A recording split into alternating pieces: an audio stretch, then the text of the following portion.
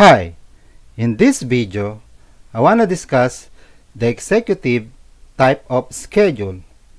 So what is executive type of schedule?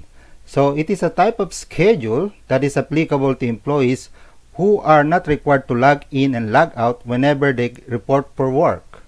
So usually it is for CFO or Chief Financial Officer, or CEO or Chief Executive Officer, President, General Manager, maybe some department heads, and could be on ordinary managers depending on policy of the company.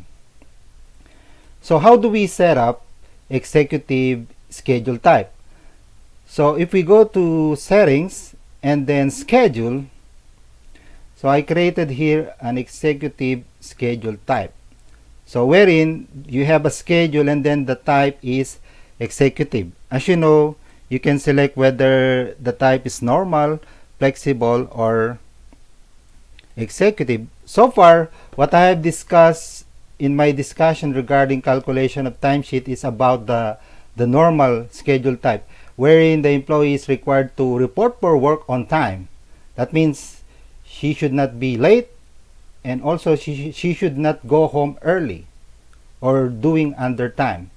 So she should follow all the designed schedule. I mean, the assigned schedule to her should be followed. Okay, not more, not less. It could be more, but it will be an overtime already. Okay, but it should not be less. Okay, now regarding executive, all you have to do is to put here the type executive, and then you just ignore all this because these are not applicable. And then here you should put the shift. Still, you need to put the shift so that we will know how many hours should be credited to the attendance of the employee, because sometimes it could be 9 hours per day or 10 hours per day, so depending on the schedule of the company. Okay, now once you specify the type as schedule, then you need to assign it to employee. Okay, so I have here one employee, executive employee, which is Yun Ye, yeah. The job title is Chief Financial Officer under Accounting Department, and then here I assign the type schedule executive. So when we do now the timesheet for her, so let us review the timesheet that we created before from October 1 to October 15 here. Then let us filter it to just Yun Yu. So you'll see that most of the days she has attendance. Okay, although if you go to the logs of the employee, she has no actual time in or time out. See, this is blank, so she has no log, but still she has attendance. Now the question here is, why is it that in October 1 the attendance is 0 and there is an absent of 8? Okay, that is because I didn't mention that for executive, if they filed for a leave that is without pay, then she will be absent. So if we take a look at the leave applied by Yun here, so there is a unpaid leave on October 1 and then on October 8, but on October 9 it is a paid leave, it's a vacation leave. Now regarding the October 9, let us see. So October 9 is full. Okay, but then on October 8 it is just the first half, so it's half day. So if we go back again to timesheet, So let me go back to the timesheet again. October 1 to October 15 for Yun.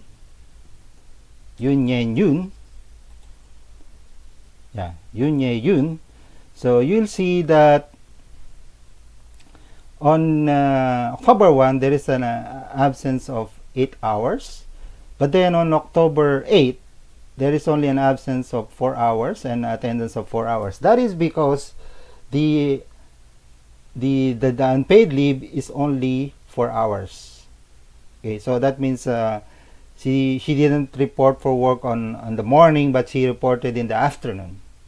Okay, and then on October 9 here there is an attendance of here there is attendance of 0, but there is a leave hours of 8. That is because that leave is paid. Okay, and also I would like to mention also that in the timesheet I added in the last columns the department and also the job title, so that you will know on which department this employee belongs and what is the job title, because maybe you will notice that there is attendance but there is no time in and time out, even the schedule is not there. Okay, so yeah, that's it. But there is actually a caveat for this. So the question here is, as we said, she will only be absent when she filed for unpaid leave. But what if she did not report for work and then at the same time she did not file for unpaid leave? So what will happen? What will happen, of course, is that the system will put an attendance for her. There will not be any absence for her since she did not file for unpaid leave. Okay? So regarding this issue, of course, the system cannot do anything about that, because you program the system in a way that it will not check the logs of the employees. So therefore, this is already the responsibility of the HR department. They should monitor all these executives that did not report for work, and they should ensure that they filed for unpaid leave or paid leave on that day.